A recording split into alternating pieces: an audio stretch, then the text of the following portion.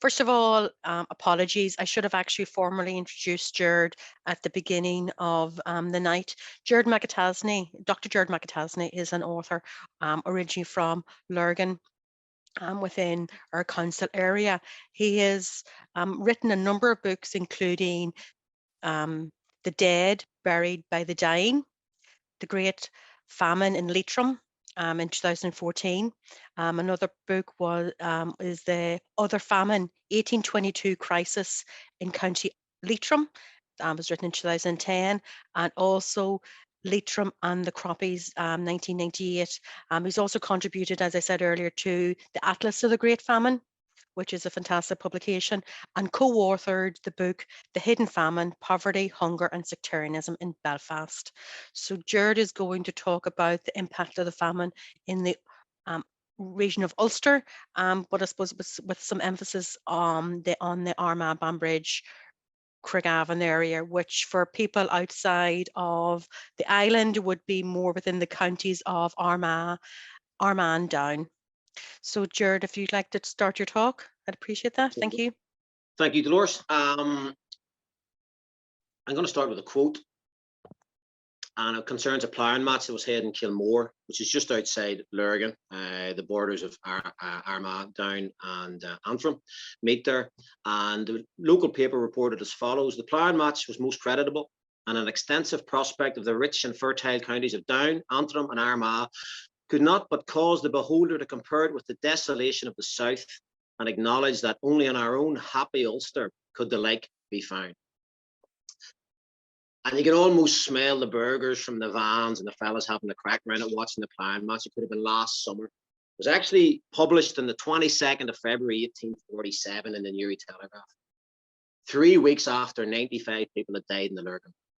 In the previous 2 months, in this part of the author's happy Ulster, over 500 people had died in the Lurgan workhouse. That's one workhouse out of a total of 130 that were set up under the Poor Law of 1838. And you'll see references throughout this work from contemporary quotes condemning the fact that Ireland was being governed in terms of relief under an English poor law. As Anya said earlier, the Irish Poor Law Act of 1838 was based on the English Poor Law of 1834. Workhouses were established by George Nichols, despite the fact that the 1833 to 1836 report under Archbishop Richard Whately, political economist, Church of Ireland bishop, seen as a safe pair of hands, he would give the government the answer that they wanted to the question. Some things never changed in relation to Irish relief, and he didn't. And the job was then given to George Nichols, and Whately actually made the comment that Nichols went over with the answer in his pocket, and he was unlikely to lose it on the way. So it was a fait accompli. The poor would be condemned to the workhouse system, and this was just 8-9 years before the catastrophe of the famine. So this is very much a local perspective. As Dolores has said, it's Armagh Down. There are some references to other parts of the province, and I am currently working on research from, as I say, from Donegal to Down and from Antrim to Cavan, and the local nuances, the local conditions are just, they vary all over the place. So this comment, written in February 1847, provides the genesis for this argument, this belief that it never happened in Ulster. And talks I've given over the years, people said, I just never realized that. I was never taught it at school. I didn't know that it had any effect on Ulster at all. And people pointed to the fact that it was much more industrialized. And historians in certain universities have bolstered this idea. You could almost term it a myth that Ulster was somehow racially, ethnically, religiously superior. And the backbone of it was the linen industry.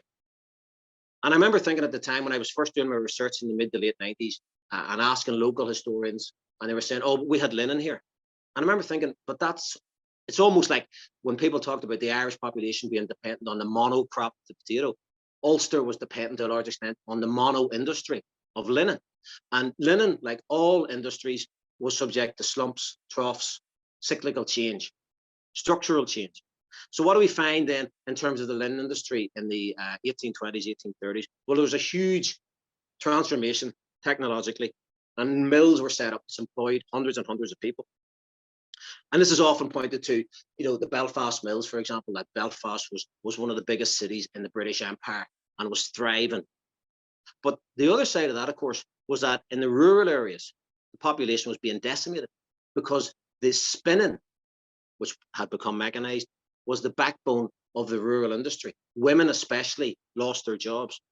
And this was commented upon at the time. Kilmore, just outside Portadown, it was reported how great numbers of labourers used to weave, but the wages for weaving are very low unless they can make fine cloth, and then they are good. But only the third part can weave fine cloth. And only a third of them, obviously, could weave fine cloth. So the wages were low. And this then feeds into when we see the increase in potato prices from 1845. William Orr, who pioneered the operation of 400 looms in Loch Gall. Loch Gall turned out to be one of the worst areas affected in Ulster. It's in West Armagh.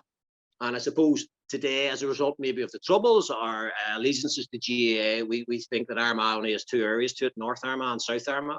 But actually there's East and West Armagh, obviously. And West Armagh was decimated. 32% of the population declined from 1841 to 51. And of course, the 1841, just digress slightly, the 1841 figure is taken as the basis for the population change. To subtract 51 from 41, and you get your roughly 2 million deaths. But the population was increasing up until 1846, and work that I have done in church registers locally shows that the population was increasing. You also had people, children who died in the workhouses, and there's multiple examples of this in 1846, 47, 48, who weren't born when the 1841 census was taken. So they don't exist. They just don't. History has just lost them. They don't exist, but they're there in the workhouse register. So William Orr in Loch Gall, birthplace of the Orange Order, founded in September 1795, 25th September 1795, the Battle of the Diamond in Loch Gall. He has set up a operation of 400 looms, and he's saying when the manufacturers purchase mill spun yarn, they have it correct and right and know what they're getting, and by that means can derive more profit from it than the hand spun yarn. So he's justifying the new technology. But he's saying mill spun has superseded the hand spun to a great extent. At present, there is not more than 1/4 hand spun of the quantity used in all cases. It may be in a few years superseded altogether. So he's acknowledging that this technological change is wiping out a certain group of people. So what you're having in areas like this was deindustrialization. Now in County Armagh, population in 1841, the official population is 232,393, just over 232,000. It's more likely to have been in and around 240,000.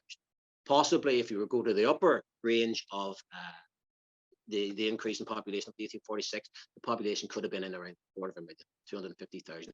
And a huge amount of subdivision had taken place in those areas due to the fact that in the past there had been a very strong linen industry. So people weren't as dependent on the potato as it would have been, say, where the land was subdivided in the West.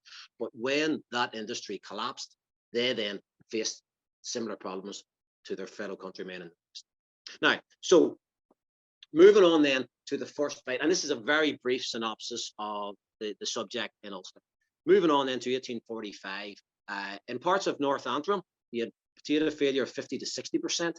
Anya's already referenced the fact that it's in around a third generally. And in Portadown, for example, you had area-specific percentages. Drumcree, 25%, Kiernan, Portadown, Carrabrack, all 25%, and Bray, 33%. So roughly corresponding to the national figures of between a quarter and a third of the crop.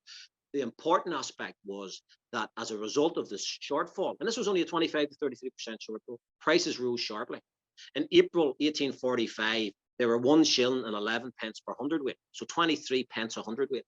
By March 1846, just less than a year later, they had reached 3 shillings, 3 a hundredweight, 39p. So the price of a hundredweight of potatoes had almost doubled in that first year. And that was the year when there was least impact from the famine. Now, workhouses did see some increase in numbers, but nothing that would have sparked any sense of fear. In 1844, just after the workhouses had opened, there was a fever outbreak in Armagh, and the workhouses in Armagh and Lurgan saw huge numbers in. So there were actually bigger numbers in then than there were in December 1845. But The crop then was decimated in August, September, October 1846. Not only the potato crop, and this is crucial because it's often ignored in any narratives of the famine, but you had cabbages, turnips, carrots, and crucially in Ulster, flax, and also oats. They were all decimated by this blight that hit in August 46. So the British government then realised there was a major catastrophe about to unfold, and they knew it because I came across a record where one of Lord John Russell's private secretaries actually was a landlord in County Leitrim. And I'll be making reference here to Leitrim because I've written extensively on it. It's just over the border from Fermanagh in Connacht. So it's very, very close to, and Cavan as well. So there are parts of it that are very close to us. And this private secretary to Lord John Russell was getting daily reports from his land agents as to what was happening on their land in County Leitrim. So they knew what was unfolding. So the British government set about dealing with the unfolding disaster with three methods. Number one was public works, then the workhouses, then relief committees. I'm going to look at each of these very briefly. And as Anya said earlier, public works was a standard answer. It was, the belief was that the poor should work for any relief they got. It had been tried and utilised in 1817 and the famine of 1821-22, which was mostly restricted to the west coast from Donegal right down the coast down to Cork. There's about 12 counties affected. Public works then. Public works, there was famines. Famine, a word that was used, it's used. It's a generic term. People have said, oh, if you use the famine, then you're pro-British. The famine was used consistently, probably because a lot of the writers at the time to newspapers saying warning of food shortages would have been clergymen. And so the biblical famine would have been in their minds when they're writing. It's a food shortage. It could have been a local periodic food shortage. Happened in 1827 in Armagh, 1831, 32, 33 in parts of Donegal, 1839 in Donegal. So the use of the word famine, it was just a generic term for a food shortage because there's never been a famine where there was never any food in a country that there was a shortage. There's always food. It's a matter of who can afford it. So public works were utilised. Now, the difference, of course, was that in 46, and they had been used prior to this in 45, just in certain areas, but by 46, the whole country needed relief. So they set about utilising the same system. And of course, it was a bureaucratic nightmare. And they still went through the system as they had done before. So you had to apply for an extraordinary presentment session, as it was called. Then that took a couple of weeks to be set up. Then that took place. And what you found that these was competing interests. And it's fascinating reading the newspapers that, some landlords objected to these because they wanted what was called reproductive work on their land. In other words, drainage, so they could bring more land into usage and obviously get more tenants on it and charge rent. And then you had those who were just saying we need roads built. And this was the British government policy. And we've heard about the roads that went to nowhere. But the main problem with the public works, and we find this throughout the correspondence, is the huge delay. And in parts of Armagh and down, there were delays of up to 16 weeks between it first being applied for and then being granted. And when it was granted, you find in some areas where they'll put in for a sum, say, right, we need £20,000 for these works. And when the sum does come through 16 weeks later, it's for 1,500. And for example, reference was made to the poorer class of farmers in the mountainous areas of Upper Fuse and Upper Oria. They were said to be in a state approaching to starvation. And this is from one of the British government's own engineers. One correspondent claiming to witness scenes of absolute destitution and famine. Quoting, "It's my painful duty to again repeat my conviction that numbers are likely to perish of hunger unless immediate and instantaneous relief be provided for them." And this is, it's almost like a musical term, it's like a leitmotif. Instantaneous, immediate. This is used in the correspondence to the Irish Relief Association, the Society of Friends, and to the British government's relief committees. The Relief Commission was established in Dublin from 1845 onwards. So that's the public works. And the public works, they grind into, the wheels of the civil service grind slowly, and they start to move from about December 1846. And just as they're moving, in conjunction with what we're going to look at now, the relief committees, then the British government changed tack. And this happens 3 or 4 times during the time. Briefly, workhouses, I'm giving a talk next week on the Lurgan workhouse to look at that in detail. Workhouses were established under the Irish Poor Law of 1838, not prior to the famine. Glenty's workhouse just opened up in 1845. I suppose one of the things, and Anya made reference to counterfactual history, is if the workhouses had been operating for maybe 20 years prior to the famine, would they have been able to deal better with what unfolded? Huge amount of deaths. They just could not deal. The standard workhouse, Lurgan, was 800. Belfast was 1,000. That was the capacity. And looking at they carried out a census of the area prior to that to look at the number of poor, and it was usually around about in Lurgan, if you had been 800 capacity workhouse, the number of poor would have been estimated about 300 to 400. And prior to the famine period then, so the first 4 years of the Lurgan workhouse was opened in 1841, you would have had an average of about 250. And they consisted of the very old, debilitated, single women with children. Women had been deserted, old men, prostitutes. It was just really the lowest level of society was forced to go there. And Anya's made reference to the fact that, there was mixed feelings about the initiation of poor law in Ireland, but the local areas, the churches, and it was the Church of Ireland that dealt with the poor, they objected to it and said that it was just not part of the Irish character to be locked up in something like a workhouse. And there's a huge amount of debate from 1836 onwards about this. But I'll deal with that in greater detail next week. Relief committees. The relief committees were set up all the time. In 1837 in Ahaderg, just outside Loch Brickland in County Down, there was a food shortage. 700 people were being supplied from a food kitchen established by a relief committee. In Belfast in 1842, in Ballymacarrat, and this is a different perspective on things, the thriving city of Belfast, the Ballymacarrat weavers were employed, an early example of multinationalism, so by weavers from Paisley, just outside Glasgow, and they spun very high quality, fancy material. But they're also susceptible to changes in the industrial infrastructure at the time. And in 1842, 1,000 people were dependent on relief from a committee that had been set up in Ballymacarrat. So relief committees were set up on an ad hoc basis regularly throughout the 1820s and 1830s. By 1846, then, the British government was overseeing these relief committees. And just to give you an example of what was, so the system was that you set up your committee, and it consisted of various, the gentry of the area, the parish priest, Church of Ireland minister, Presbyterian minister. It was representative of everybody. And the notion was then that whatever you contributed, the British government would match. So letters go back and forward all the time. Again, there's delays, but within these letters, then we find the information pertaining to local conditions. So Drumcree, which was infamous in the late 1990s, early 2000s. Drumcree Fund was given weekly aid to 450 destitute families, amounting to 2,300 people. The Reverend Babington, the secretary, commented, "I'm prepared to state there is not a single family upon our relief list able to live without charitable assistance. Without this, many would have perished from want." The Reverend Clements in Tartarahan, between Armagh and Portadown, castigated what he termed, and I made reference to this earlier in a question, the evil effects of absenteeism. A soup kitchen and meal fund were established to cater for over 1,300 destitute persons, a number which was expected daily to increase. Clements commented, "Both weavers, crucially, and labourers are daily becoming less equal to work, and starvation is pictured in their countenances.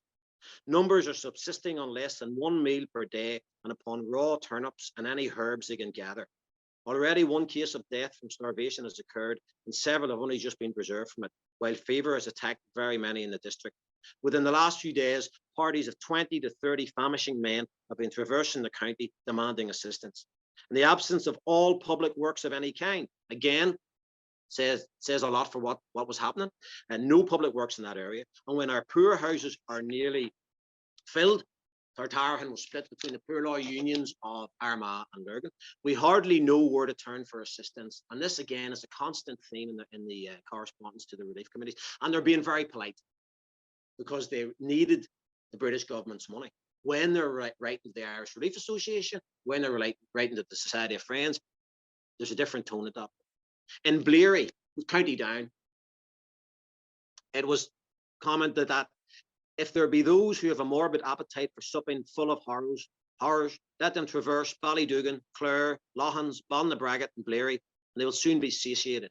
I have found, in lieu of independence, broken spirit, instead of comparative prosperity, penury, starvation, and death. The pestilence is abroad, and its havoc is truly and absolutely fearful.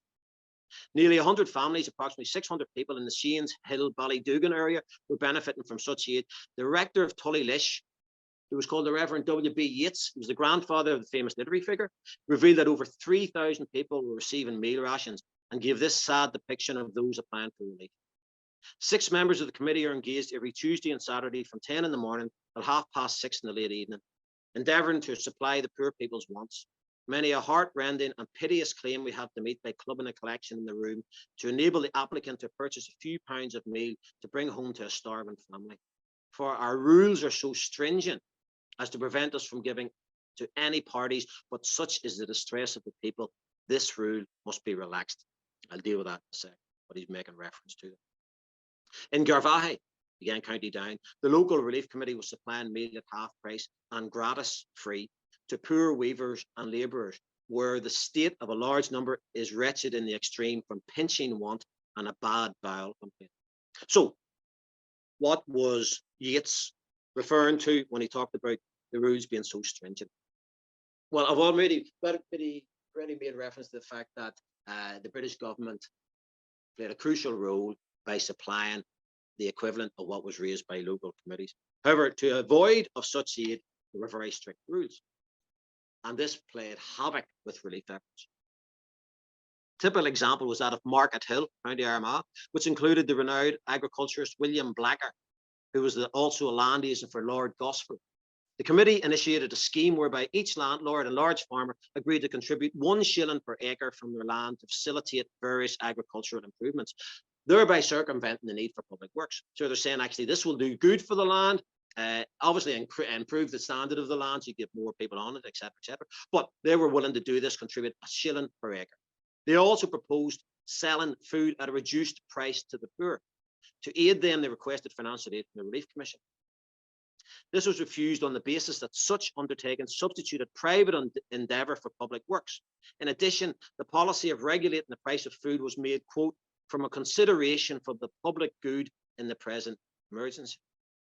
Meanwhile, in Armagh City, the local committee, with 1,200 names on its list by November 1846, attempted to circumvent such difficulties by agreeing to sell meal at a reduced price to the poor, but paying full price to the local merchants. So basically saying, okay, we realise there's a difficulty there, so we'll not interfere directly with the market. The merchants can get the full price, and then we'll sell it at a reduced price.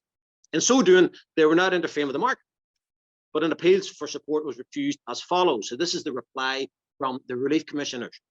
The system for aiding low wages, which entails so much evil on the labouring classes in England under the late Poor Laws and involves gratuitous distribution of the relief fund among the able-bodied persons, cannot receive a donation. Gratuitous relief being only allowed under government regulations to the actually infirm poor.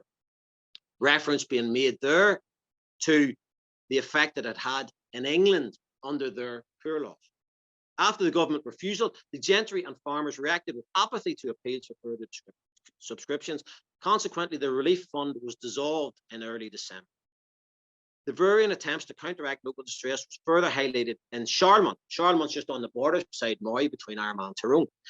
Here, the committee ran a system which simultaneously met with the approval and disapproval of the commission. On the one hand, they refused to distribute any relief until the workhouse was full, thereby enforcing a genuine test of destitution, what was referred to at the time as the workhouse test, which would have been favoured by the authorities. However, when rations were eventually dispersed, this was done as a means of supporting, again, the able-bodied. This was felt to be essential, given that wages for men involved in weaving had slumped to 3 shillings per week, greatly aggravating distress in this quarter. Thus, each industrious family was supplied with £1 of meal per adult and £0.5 per child. When the committee inquired about government finance, they were informed that all food receiving such aid must be sold at market prices. This stipulation was necessary in order to restrict the commissioners, quote, from becoming administrators of relief in aid of wages, which is one of the most injurious forms of relief under the late English Poor Law. demonstrating their strict adherence to the dogma of free market political economy. They justified their stance as being, quote, designed to prevent interference with trade prices that would necessarily tend to check that competition on which the country must mainly depend. And actually, in County Leitrim and Manorhamilton, at the same time, reference was made to the fact that they could not impose a permanent problem on a temporary inconvenience. So interference in the market was seen as more important than actually feeding the people, and they refer to it as a temporary inconvenience. Now, as I make reference to later on, contemporary comment, very, very important. Looking at the sources in terms of newspapers, etc. The perspective adopted by the commissioners in their correspondence with the fledgling local relief committees was regarded with both anger and incredulity by the press. The Newry Telegraph, lambasting the so-called science these officials appear to be adept in, commented, "We say that whether the principles of political economy are sound or the reverse, it is not right that people should perish of hunger rather than that there should be any violation of the strict rules of political economy. The people must not be starved in deference to the dogmas of political economy. By the instrumentality now in operation, employment will be abundantly provided everywhere for the season. But what will it avail to the starving that there is work for the whole labouring population and good wages if food cannot be had for money?" Now, what you find then, as 46 moves into 47, you would have had baronial relief committees in Armagh. There were 7 baronies, basically 7 large areas. But as time went on and the distress increased, they were subdivided. And so, for example, in December, 5th of December 46, a new committee was established in Market Hill solely for the purpose of feeding 200 people with either free or reduced price food. Now, this would not have received any government aid because they just went out on their own and said, right, well, we're not going to get any money from them. We have to feed the people. So 200 there. And this, the official number of relief committees for Armagh was 26. There were actually a further minimum 55 committees set up, dealing with from a couple of dozen people to hundreds and hundreds. And they're mainly overseen by clergymen and also minor gentry. And this is where women play a huge role. The daughters and wives of the minor gentry setting up soup kitchens, giving out food rations, starting off maybe 2 or 3 times a week and then up every single day. So, for example, by February 47, the Anna-Clone County Down Committee had established townland associations. Committee chairman Reverend Robert Ford. So this will be the smallest denomination of land holding in Ireland, the townland. Reverend Robert Ford had a boiler at his house from which he distributed 1 pint of soup and a piece of meal gratuitously each day.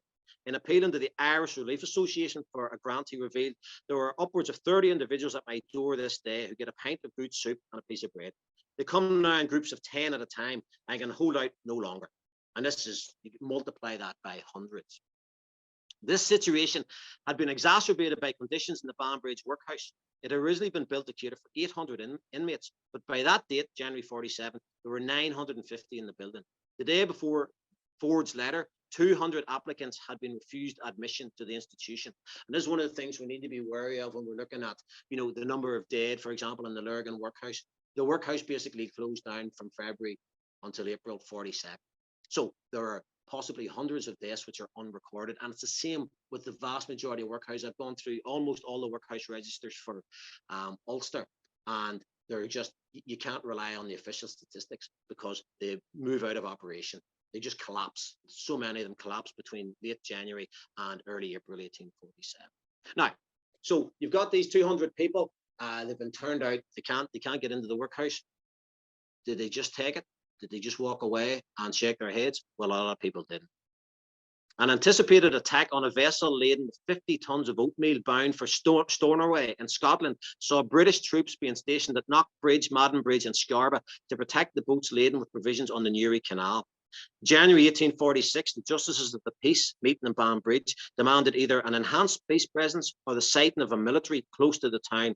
This was due to, quote, the present trying circumstances of the country and the alarming fact of the peasants arming themselves daily before our eyes. A similar call was made to establish new police stations at Anna-Clone and Ballywillowill. And you find this all of Ulster, that actually you've either got the call for new police stations, which are generally ignored on the grounds of expense, or what were in effect vigilante committees being set up in Carradore, County Down, for example, and various parts of County Cavan.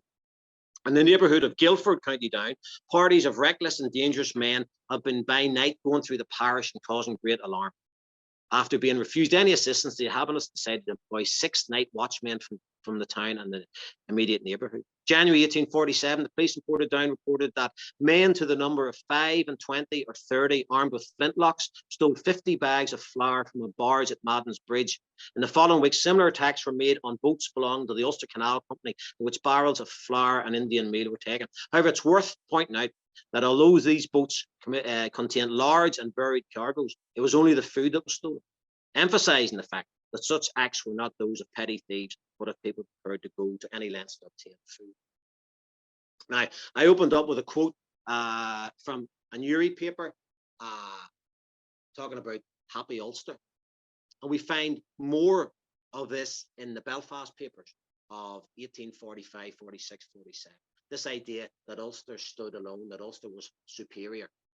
So the Northern Whig, commenting on the prospect of the Town Relief Committee applying for state aid, in other words, the relief commissioners, asserted, "We almost dread that in a short time we shall see even the people of Belfast degrading themselves by going before the government to implore some crumbs of charity. That whereas at present there is a pride, and a not unnatural pride too, in sending driblets to Cork and Kerry, and we know not where besides, we shall have to witness the humiliation of external alms among ourselves."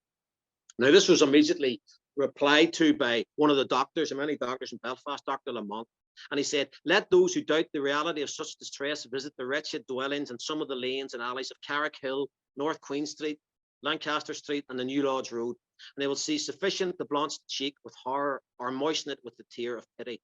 At least they will see enough to disabuse their minds of the erroneous impression that there is but a trifling amount of poverty and destitution in Belfast." Nevertheless, the Belfast Relief Committee decided to postpone any application for government aid on the grounds that they wanted to respect, quote, "the honourable position which this town has always maintained." And this actually came through at a meeting in Coleraine in 1846, where numbers of the audience railed against the notion of applying to relief commissioners, saying they were a proud people and they weren't going to stoop to the level of those, as they said, in the West and the South. That was in Coleraine. Nevertheless, despite what had been said about the Doctor of Belfast, the Whig continued to criticise the efforts of the various relief committees, even publishing the following extract from the Glasgow Citizen. So, the Glasgow Citizen, "In some few places, there is both gratitude to England and local effort among themselves on the part of our Irish brethren. Belfast in particular has maintained a position of proud independence and manly self-reliance during the whole of the present crisis. The proposal of certain members of the Soup Kitchen Committee of that town to go a-begging to England having by a large majority been finally and indignantly rejected." But there was one paper that came through that emerged in 1845 in Belfast, the Belfast Vindicator, very much would have been termed an O'Connellite paper, supporter of Daniel O'Connell. And it gives a different perspective. You had the Belfast Newsletter, the Northern Whig, the Belfast Commercial Chronicle, the Banner of Ulster, and the Vindicator showed a huge range of sources for studying the effect of the Great Hunger in Belfast, and it was only until the late 1990s that Christine Keelan and myself actually wrote a book on this. The distress in Ballymacarrat, this is the Vindicator, was the first cry of want that unhinged the fine philosophy that would starve the poor for the honour of the rich, to disturb the composure of those who hate distress because it is a disgrace to the province, and wonder that persons will not be content to linger, sigh, and die in silence rather than sully the credit of Ulster. And then it continues, "This covering will not conceal the disease. Hunger breaks through stone walls and will not be restrained by the flimsy veil of would-be Ulster honour. It would be more to the honour of Ulster to search out and relieve distress than to hound its victims over to silence and death. At least such is our opinion of what should be considered honour in Ulster." Now, just to give you an idea of what was happening in Belfast, of course, Belfast was the industrial city in Ireland. James McAdam, a noted industrialist, he commented on the change in one area by 1847. In his diary, "I have recorded frequent visits to Woodburn in 1845. Then the neighbourhood had all the marks of prosperity. Now it has changed much for the worse. The engines of the mills there have stopped working, and many of the workers' houses are closed up. Indeed, From the beginning of 47, Belfast newspapers were carrying frequent reports of famine-related deaths occurring in the streets and even in the town centre. And these are just a couple of examples from May and June 1847. Yesterday, a poor woman from Lisburn laid herself down on the footway in Chichester Street near Great Edward Street and died beside her husband and child. The latter was removed to the hospital. On Wednesday, the 26th, a male and female were observed supporting one another in York Street. The woman sat down and the male stretched her on the footpath. She died in a few minutes. A poor woman had the same sad duty to do for her child on the same evening in May Street. At noon in High Street, a mother with an emaciated child slumped down under a shop window on the south side of the street. The child died in her arms 5 minutes later. Her son had died at similar circumstances 3 weeks ago. Yesterday at 3 o'clock, a beggar man was found dead at the corner of Mateer Street, Shankill Road. His name is unknown. At the same hour, a 2-year-old child died in its mother's arms at Mays Bridge. The cause of death is given as destitution. And by August 1847, the newsletter commented, "It is now a thing of daily occurrence to see haggard, sallow, and emaciated beings stricken down by fever or debility from actual want, stretched prostrate upon the footways of our streets and bridges." That was death on the streets. The workhouse then deaths, I'm going to comment on those, and also what happened on the Shankill graveyard. The Shankill Road in Belfast contains one of the biggest famine graves in Ireland, a huge area, unmarked graves. And the Reverend Richard Oaten gave the following description of burials in the Shankill graveyard. Coffins are heaped upon coffins until the last one often is not more than 2 inches underground, and in finding room for others, bodies that have not long been buried are often exhumed. He added that if the matter was neglected any further, the population would have, quote, such scenes as are witnessed at Skibbereen brought home to their doors. Dr. Drew, another Anglican minister, claimed that the town's graveyards were shameful to any Christian community. He related gruesome details of a very recent interment in the Shankill cemetery. A few days since, I turned away in disgust when I observed the manner in which bones and skulls were thrown up and about, and in which the spade was struck into the coffins and dead bodies which had seemingly been but a very short time deposited. So that's the Shankill Road in Belfast. Significant famine burials there. The Lurgan Workhouse, Lurgan, and I'll obviously deal with great detail next week. Lurgan emerges as one of the worst administered workhouses in Ireland. And the nature of the burials reflected reports from the worst parts of the country. So this is a reference to burials in the Lurgan Workhouse. In the graveyard attached to the house, a large grave is made which fills nearly full of water a short time after it is opened. To its verge are brought the coffins containing the dead bodies. These coffins frequently contain 2 and 3 each. They are then put into the grave, in which they usually float. 1 or 2 persons then stand on the coffins in the water until the mould is heaped upon them. There are frequently 20 bodies in the one grave. And now move on to, and again, as I say, this is a very quick scan of various aspects of the subject: newspaper comment and British government policy. So the Newry Telegraph of 1847 reported large arrivals of Indian meal and barrels of flour into the local port. Observe further how large quantities are in the hands of private speculators, many of whom are persons who never did business in the grain and flour trade before. Noting that around 10,000 barrels of flour were held on speculation, it commented, "We can hardly be surprised at famine prices when such hoarding takes place." Those concerned with the plight of the poor in various parts of the county concurred with these sentiments and expressed their frustration at such developments. Reverend Edward Disney of Newtown Hamilton stated how the greatest injustice and injury is done to the poor by the retail trade being in the hands of people who are in general poor and grasping. Urging such to be content with a moderate profit, he revealed that while Indian corn was selling in Belfast £12 a tonne, in Newry in the same week it was £16. Marcus Sinnott Jr. commented that while most of the small farmers in Ballymoyer had eaten all their available meal, some of the better off attain their grain and oats and store up the meal which they sell frequently on credit to the poor at exorbitant prices. Aware of such practices, the Armagh Guardian castigated government policy. Now, it's important to point out that these were very much state supporting papers. They weren't radicals. The Newry Examiner would have been an O'Connellite paper. The Newry Telegraph wasn't. The Armagh Guardian certainly wasn't. The Newsletter, the Northern Whig weren't. So these aren't anti-establishment newspapers that are comment. So the Armagh Guardian castigated government policy, alleging that it had allowed the food of the people to fall into the hands of speculators. It is well to tell the people that thousands of bushels of wheat have been shipped from America, that immense arrivals have been reported in Liverpool or London, that there is no inertness in the government, no lack of sympathy in England. What does all the talk avail when the provisions are bought up by speculators as soon as they arrive? To tell a hungry man of abundance yonder is somewhat like binding an animal to a small patch of burned up pasture in the same field with a large crop of wheat or corn. He sees what would satisfy the cravings of appetite, but no sooner does he essay a motion towards the place where these cravings could be supplied than the fetter shows him that he is fixed to his spot of misery. Such sentiments were not confined to the press. In October 1845, a meeting of Belfast businessmen and gentry had memorialised the Lord Lieutenant to both close distilleries and stop exports. One proponent of the move argued that the amount of grain used annually in Irish distilleries was equal to 150 shiploads of meal, each containing 500 tonnes. The Belfast proposal was accompanied by similar initiatives from Dublin Corporation, the Mansion House Committee, and various groups in Cork, Derry, and Glasgow. The strength of feeling in Belfast on the subject was emphasised by the fact that in December 1846, a deputation from the town council met the Lord Lieutenant to request once again closure of the ports and substitution of grain in distilleries. This is so important in relation to what was being written on the subject in the 1970s and the 1980s, which I'll return to.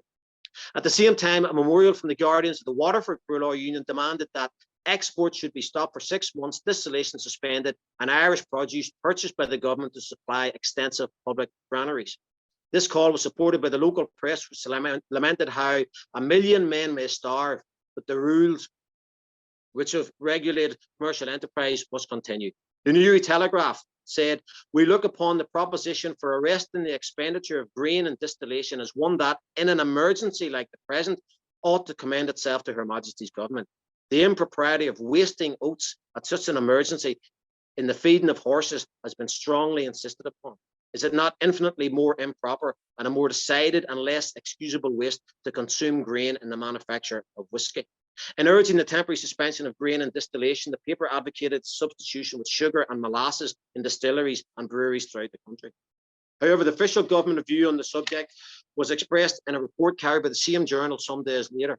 In reply to a petition from Glasgow Town Council advocating a similar initiative, the authorities stated bluntly, "It is not the intention of the government to prohibit distillation from grain." Similarly, despite constant appeals both to reduce prices, facilitate the free distribution of food, the government refused to yield, claiming the attempt were made, it would, by inducing a rapid consumption of stock provisions and by checking and suspending the bringing forward of supplies from other sources, render the existing pressures more severe. Maintaining that such a course of action was the only one consistent with the public policy, they continued, "It is indispensably necessary that the government depot should not be opened while the markets can be supplied from the produce of the late harvest, and that when they are opened, it should be at prices proportionate to the neighbouring market prices." So you're unyielding, the same message as was given to the numerous writers from relief committees. Such a philosophy, grounded in the principles of political economy, also saw a refusal to contemplate a prohibition on exports of food. In the same week that 15 tonnes of oatmeal, 5,500 bushels of oats, and 400 bushels of wheat were shipped from Newry to Liverpool, the Armagh Guardian referred to Ireland as a vast warehouse to let. A great warehouse is Ireland. She is advantageously situated for trade. Her stores are spacious, her resources are incalculable. The exports are daily increasing, regardless of the demand at home, where hunger, never any great novelty, is now exceedingly plenty. Yes, with all our wretchedness and misery, we can export. We can send England butter, bacon, eggs, and all kinds of grain on a scale of more than ordinary extent. We can freight our ships and fill them with provisions, while want casts her wistful glance as they leave the shore, and famine looks ghastly through her victim who has assisted to send off those necessaries of life, a portion of which may be distributed to him who stands in such need. But the warehouse is to let, and the clearance system must go on. In the light of such manifest and widespread opposition to the prevailing economic doctrine of the administration, it's odd that some historians have subsequently ridiculed the argument that an alteration in policy at this stage in the crisis would have eased the pressure on scarce food resources while simultaneously keeping prices at an attainable level.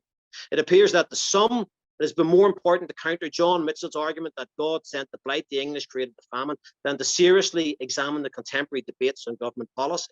For example, Mary Daly has remarked there was no strong identifiable call from Ireland for any particular measure to meet the famine. Even the call to prevent food exports was much stronger in retrospect than it was at the time. Similarly, Austin Burke has claimed that little evidence is to be found in the Irish newspapers, with the sturdy exception of the Clare Journal, of any public demand for the closure of the home ports against the export of food. I could be facetious and say, you would say that if the Clare Journal was the only source you'd used. So what was the press then saying at the time? And this is just a conclusion. The banner of Ulster, and here we're looking at references to the use of the word famine. Was there a shortage of food? British government policy.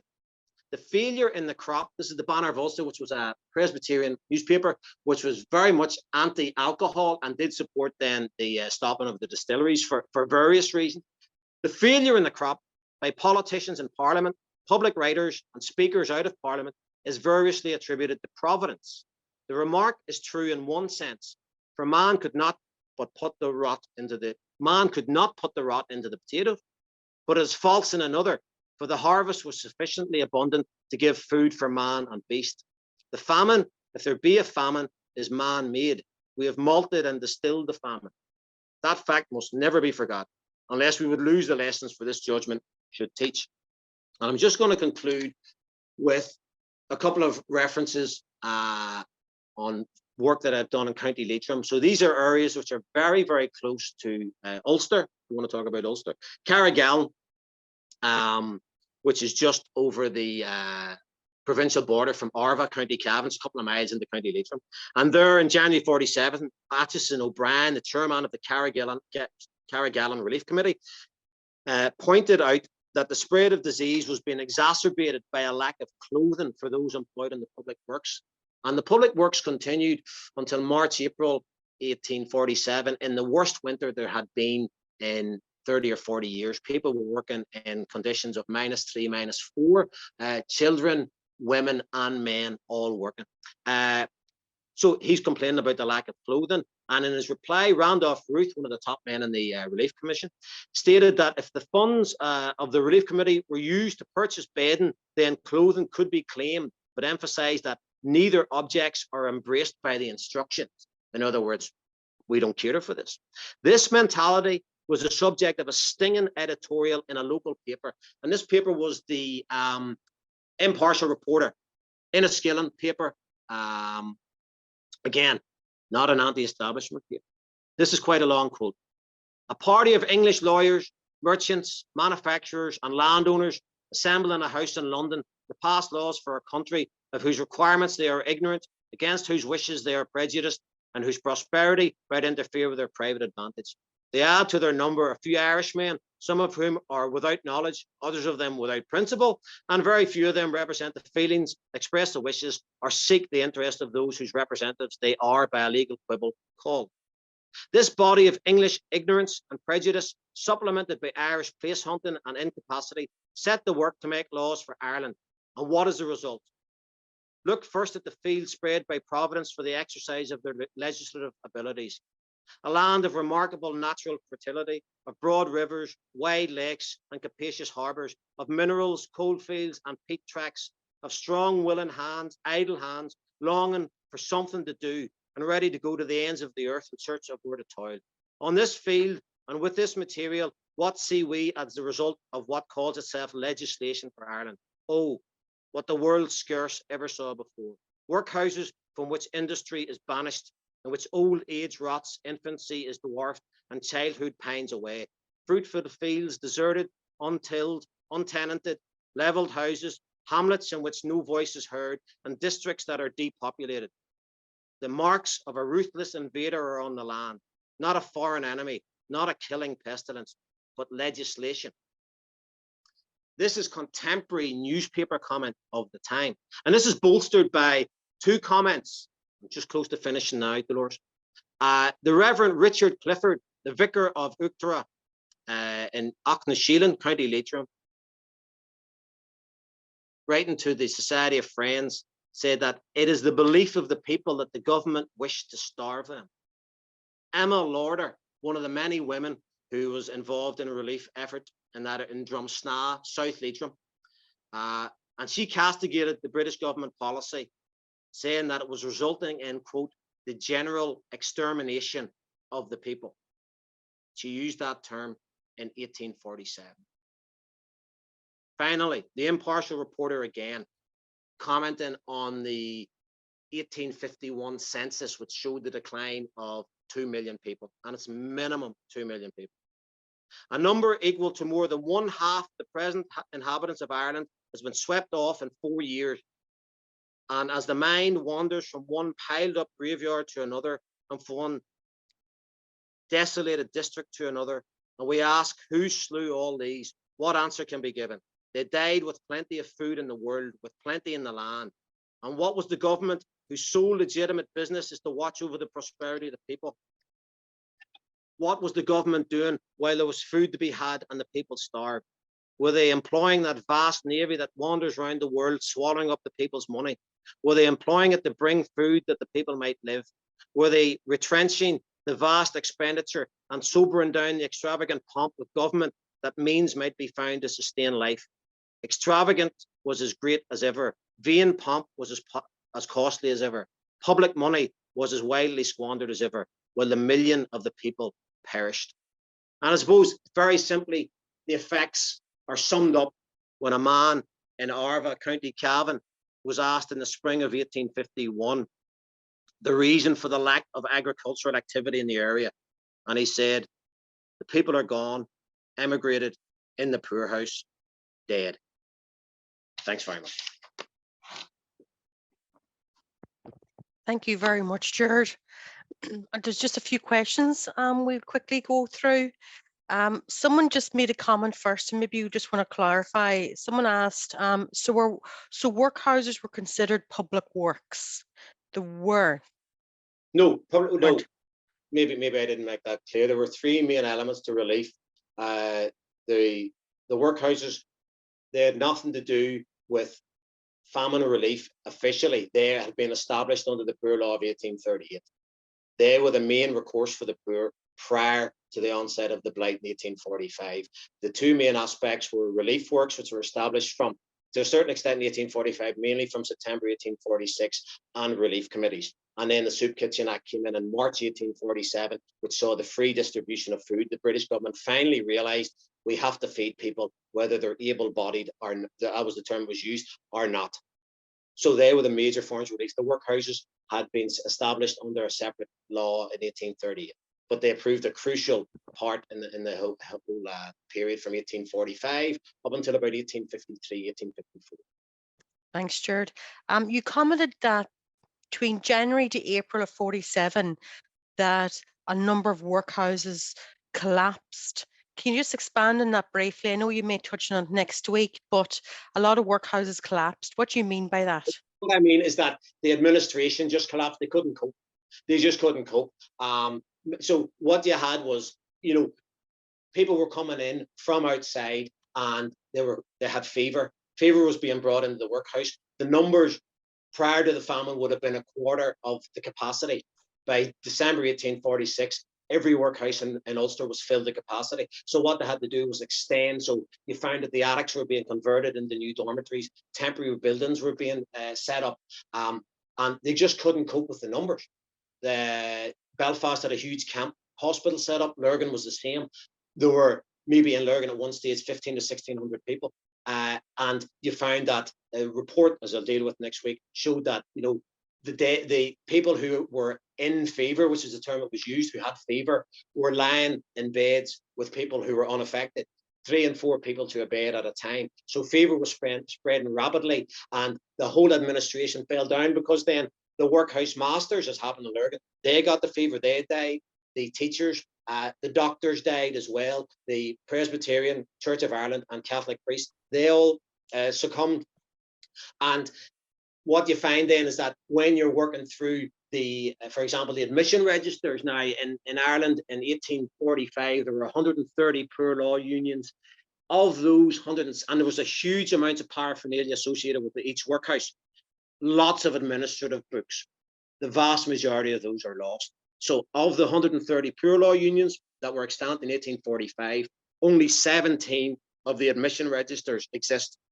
And the admission registers were huge folios which recorded the details of those who entered. So it would have been name, age, condition upon entering, gender, religion, and the area from which they were from, and then when they entered and when they left. So it's a fantastic resource.